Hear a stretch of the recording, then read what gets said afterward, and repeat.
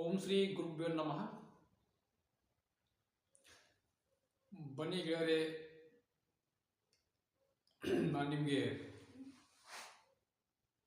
ಓಂಕಾರ ಮಂತ್ರವನ್ನು ಹೇಗೆ ಪಠಣ ಮಾಡೋದು ಅನ್ನೋದನ್ನು ನಾನು ನಿಮಗೆ ಹೇಳ್ಕೊಡ್ತೀನಿ.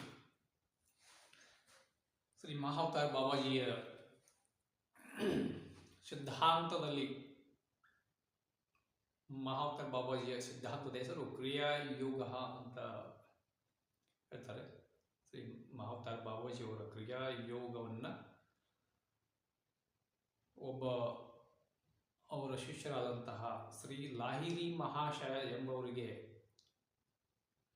ಶ್ರೀ ಮಹಾವತಾರ ಬಾಬಾಜಿಯವರು ಬೋಧನೆ ಮಾಡಿದರು. ಅವರಿಗೆ ಆಜ್ಞೆ ಮಾಡಿದರು, ನೀವು ಈ ಕ್ರಿಯಾಯೋಗದ ಪ್ರಕ್ರಿಯೆಯನ್ನು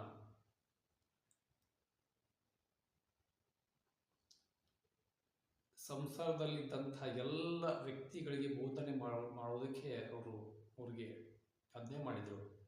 ಅಂದರೆ ಆಧ್ಯಾತ್ಮಿಕ ಮಾರ್ಗದಲ್ಲಿ ನಡಿಬೇಕಂತಂದ್ರೆ ಸಂಸಾರ ಬಿಟ್ಟು ಹೋಗಬೇಕಾಗಿಲ್ಲ, ಅದು ಸಂಸಾರದಲ್ಲಿ ಇದ್ಕೊಂಡೇ ಮಾಡ್ಬೋದು. ಫ್ಯಾಮಿಲಿಯಲ್ಲಿ ಇದ್ಕೊಂಡೇ ಈ ಆಧ್ಯಾತ್ಮಿಕ ಅನುಭವಗಳನ್ನು ನೀವು ಪಡ್ಕೋಬೋದು, ನೀವು ಸಾಧನಾ ಮಾರ್ಗದಲ್ಲಿ ಮುನ್ನಡೆಯಬಹುದು. ಅದೇ ಥರ ಮಹಾವತಾರ ಬಾಬಾಜಿ ಕೃಪಾ ಮೇರೆಗೆ ನನಗೆ ಗುರುಕೃಪಾ ಆಯಿತು. ಸುಮಾರು ವರ್ಷಗಳ ಹಿಂದೆ ನಿಮ್ಗೆ ನಾನು ಮೊದಲನೇ ವಿಡಿಯೋದಲ್ಲಿ ಇದನ್ನು ವಿಸ್ತಾರವಾಗಿ ಹೇಳಿದ್ದೀನಿ ಕೂಡ. ಅಷ್ಟಾಂಗ ಯೋಗದಲ್ಲಿ 8 ಪ್ರಕಾರ ನಿಯಮಗಳು ಕೂಡ ಇವೆ. ಅದರಲ್ಲಿ ಒಂದಾದಂಥ ಓಂಕಾರ ಜಿಂಕಾರ ಅನ್ನೋ ವಿಷಯ ಮಂತ್ರ ಉಚ್ಚಾರ ಓಂಕಾರ ಪಠಣವನ್ನು ಹೇಗೆ ಮಾಡೋದು ಅನ್ನೋದನ್ನು ನಾನು ನಿಮಗೆ ಇವತ್ತು ದಿವಸ ಒಂದು ಸಣ್ಣ ವಿಡಿಯೋ ಮಾಡಿ ಯೂಟ್ಯೂಬ್ದಲ್ಲಿ ಹಾಕ್ತೀನಿ. ಎಲ್ಲರೂ ನೋಡಿ ನೀವೂ ಕೂಡ ಓಂಕಾರ ಮಂತ್ರವನ್ನು ಹೇಗೆ ಪಠಣ ಮಾಡೋದು ಅನ್ನೋದು ತಿಳ್ಕೊಳ್ಳಿ. ಓಂಕಾರ ಪಠಣ ಮಾಡೋದ್ರಿಂದ ತುಂಬ ನಮ್ಮ ಶಾರೀರಿಕವಾಗಿಯೂ ನಾವು ಸುದೃಢರಾಗ್ತೀವಿ ಮತ್ತು ನಮ್ಮ ಶರೀರದಲ್ಲಿ ಸುಮಾರು ಬದಲಾವಣೆಗಳು ಕೂಡ ಆಗುತ್ತೆ. ಬೇರೆ ಬೇರೆ ಥರದ ಅನುಭವಗಳು ಕೂಡ ನಮಗೆ ಆಗುತ್ತೆ. ಮೊದಲು ನಾವು ಇದನ್ನು ಇವತ್ತು ಓಂಕಾರ ಝೇಂಕಾರವನ್ನು ಓಂಕಾರ ಮಂತ್ರವನ್ನು ಯಾವ ರೀತಿಯಾಗಿ ನಾವು ಇದನ್ನು ಪಠಣ ಮಾಡಬೇಕು ಅನ್ನೋದ್ರ ಬಗ್ಗೆ ನಾನು ನಿಮಗೆ ತಿಳಿಸಿ ಹೇಳ್ತೀನಿ. ಓಂ ಅಂದರೆ ಯಾವ ಥರ ನಾವು ಅದನ್ನು ಓಂಕಾರದ ಬಗ್ಗೆ ನಾವು ಮಾತಾಡಬೇಕು. ಓಂ ಅಂದರೆ ಏನು, ಓಂದ ವಿಶೇಷತೆ ಏನು ಅಂತ ನಿಮಗೆ ಒಂದೆರಡು ಶಬ್ದ ಹೇಳ್ತೀನಿ. ಓಂಕಾರ ಅಂತಂದರೆ ಎಲ್ಲ ಮಂತ್ರದ ಮೂಲ ಮಂತ್ರ ಅಂತಂದರೆ ಬ್ರಹ್ಮಾಂಡದಲ್ಲಿ ವಿಶಿಷ್ಟ ರೀತಿಯ ಗುಂಜ್ತಾ ಇರತಕ್ಕಂತಹ ಮಂತ್ರ ಅಂತಂದು ಹೇಳ್ಬೋದು. ಅಂದರೆ ಬ್ರಹ್ಮಾಂಡೀಯ ಧ್ವನಿ ಅಂತಂದ್ರೂ ತಪ್ಪಾಗಲಾರದು. ಯಾಕಂದರೆ ಬ್ರಹ್ಮಾಂಡದಲ್ಲಿ ವಿಶಿಷ್ಟ ರೂಪದಲ್ಲಿ ಓಂಕಾರ ಮಂತ್ರದ ಸೌಂಡೇ ಬರ್ತಾ ಇರೋದು. ಪೂರ ಬ್ರಹ್ಮಾಂಡದಲ್ಲಿ ಸೂಕ್ಷ್ಮ ರೀತಿಯ ಅನುಭವಗಳು, ಸೂಕ್ಷ್ಮ ರೀತಿಯಲ್ಲಿ ನೀವು ಅದನ್ನು ಕೇಳಲೂಬಹುದು ಯೋಗ ಮಾರ್ಗದಲ್ಲಿ. ನಾನು ಕೂಡ ತುಂಬ ಸಾರಿ ಇದರ ಅನುಭವ ಕೂಡ ಆಗಿದೆ. ಓಂಕಾರ ಮಂತ್ರ ಅದರ ಪ್ರಾಕೃತಿಕವಾದ ಒಂದು ಸೌಂಡ್ ಅಂತಲೂ ನಾವು ಇದಕ್ಕೆ ಹೇಳ್ಬೋದು. ಇದರಿಂದ ನಮ್ಮ ಶಾರೀರಿಕವಾಗಿ ವಿಶೇಷ ಬದಲಾವಣೆಗಳು ಕೂಡ ನಮ್ಮ ಶರೀರದಲ್ಲಿ ಆಗುತ್ತೆ. ಅದಕ್ಕೆ ವಿಶಿಷ್ಟ ರೀತಿಯ ಅನುಸಾರವಾಗಿಯೇ ಅದನ್ನು ಪಠಣ ಮಾಡೋದು ರೂಢಿ. ಅದು ಮಾರ್ಗ ಹೇಗೆ ಅಂತ ನಿಮಗೆ ಹೇಳ್ತೀನಿ. ಯಾಕಂದ್ರೆ ಓಂ ಬಗ್ಗೆ ಎಲ್ಲರಿಗೂ ಗೊತ್ತು. ಓಂ ಅಂದರೆ ಸುಮಾರು ಜನರಿಗೆ ಗೊತ್ತಿದೆ, ಆದರೆ ಓಂಕಾರವನ್ನು ಯಾವ ಥರ ಪಠಣ ಮಾಡೋದು ಅಂತ ಎಲ್ಲರಿಗೂ ಗೊತ್ತಿಲ್ಲ. ಕೆಲವು ಸಾಧಕರು ಬಿಟ್ಟರೆ ಬೇರೆ ಇನ್ಯಾರಿಗೂ ಅದ್ರ ಬಗ್ಗೆ ಜಾಸ್ತಿ ಮಾಹಿತಿಗಳು ಕೂಡ ಇಲ್ಲ. ಓಂಕಾರ ಮಂತ್ರ ಮಾಡೋದಂದ್ರೆ ಏನಾಗುತ್ತೆ, ಓಂಕಾರ ಮಂತ್ರವನ್ನು ನಾವು ಯಾಕೆ ಪಠಣೆ ಮಾಡಬೇಕು ಅದ್ರ ಬಗ್ಗೆ ಒಂದೆರಡು ಮತ್ತು ನಾನು ಹೇಳ್ತೀನಿ. ಓಂಕಾರ ಮಂತ್ರವನ್ನು ನೀವು ಜಪ ಮಾಡಿದರೆ, ಓಂಕಾರ ಮಂತ್ರ ಝೇಂಕಾರ ಮಾಡೋದ್ರಿಂದ ನಿಮ್ಮ ಆಂತರಿಕ ಶಕ್ತಿ ಬೆಳೆಯೋದಕ್ಕೆ ಸಹಾಯವಾಗುತ್ತೆ. ನಿಮ್ಮ ಮೂಲಾಧಾರದಲ್ಲಿದ್ದಂಥ ಕುಂಡಲಿನಿ ಶಕ್ತಿ ಜಾಗೃತ ಆಗೋದಕ್ಕೆ ಹೆಲ್ಪ್ ಆಗುತ್ತೆ.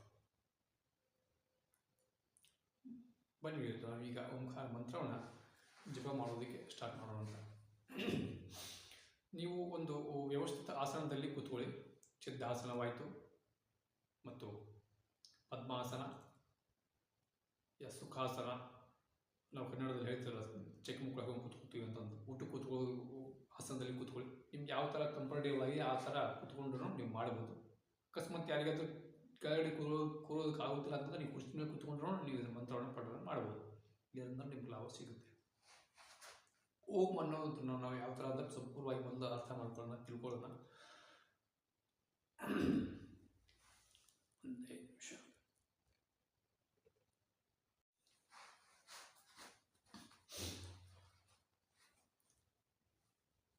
ಒಂದು ಒಳ್ಳೆ ಕಂಫರ್ಟೇಬಲ್ ಆಸನದಲ್ಲಿ ಕೂತ್ಕೊಳ್ಳಿ.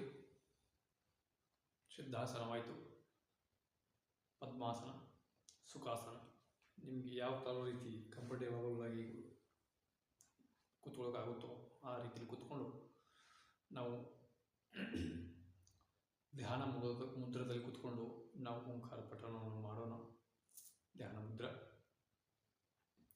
ಈ ರೀತಿ ಈ ಥರ ಕೈಗಳನ್ನು ಇಟ್ಟು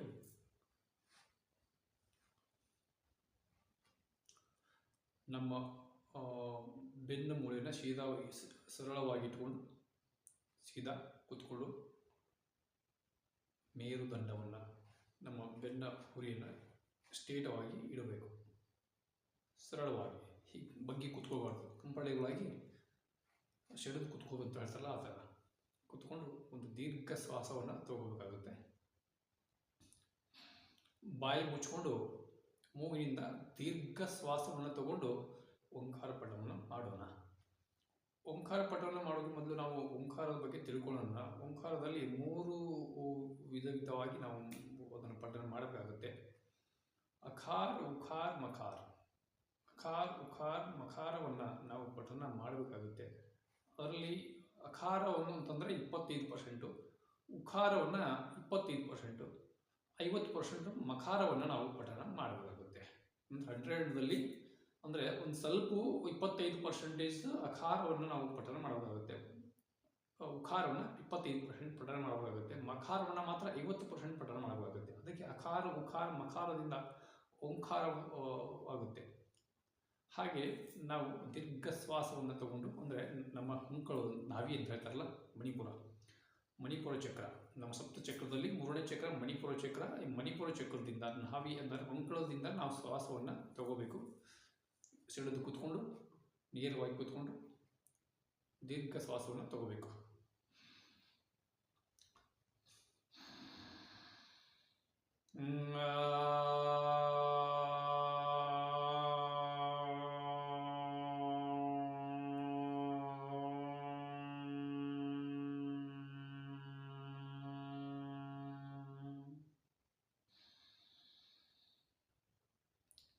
ಕಣ್ಣು ಮುಚ್ಕೊಂಡು ಕೂತ್ಕೋಬೇಕು.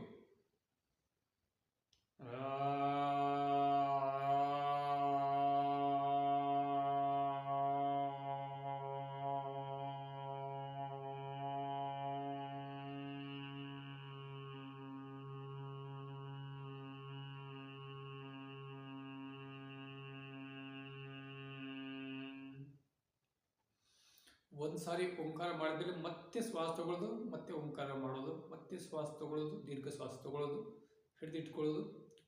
ಓಂಕಾರ ಮುಖಾಂತರನೇ ನಮ್ಮ ಶ್ವಾಸವನ್ನು ಮೂಗಿನಿಂದ ಹೊರಗಡೆ ಬಿಡೋದು. ಬಾಯಿಯಿಂದ ಹೊಟ್ಟೆ ಅಪ್ಡೇಟ್ ಮಾಡುವಾಗಿಲ್ಲ. ಮತ್ತೆ ಸ್ಟಾರ್ಟ್ ಮಾಡಿ. ದೀರ್ಘ ಶ್ವಾಸ ತಗೊಳ್ಳಿ, ಕಣ್ಣುಗಳನ್ನು ಮುಚ್ಕೊಳ್ಳಿ. ಕಣ್ಣು ಮುಚ್ಚಿ ನಮ್ಮ ಆಜ್ಞಾ ಚಕ್ರ ಅಂತ ನಮ್ಮ ಹಣೆ ಮೇಲೆ ಇದ್ದಂಥ 2 ಹುಬ್ಬಿನ ಮಧ್ಯಭಾಗದಲ್ಲಿ ನಾವು ದೃಷ್ಟಿಯನ್ನು ನಾವು ಕಣ್ಣು ಮುಚ್ಚಿಕೊಂಡು ಇಲ್ಲಿ ನಾವು ದೃಷ್ಟಿಯನ್ನು ನಾವು ಇಡಬೇಕಾಗುತ್ತೆ. ದೀರ್ಘ ಶ್ವಾಸ ತಗೊಳ್ಳೋಣ.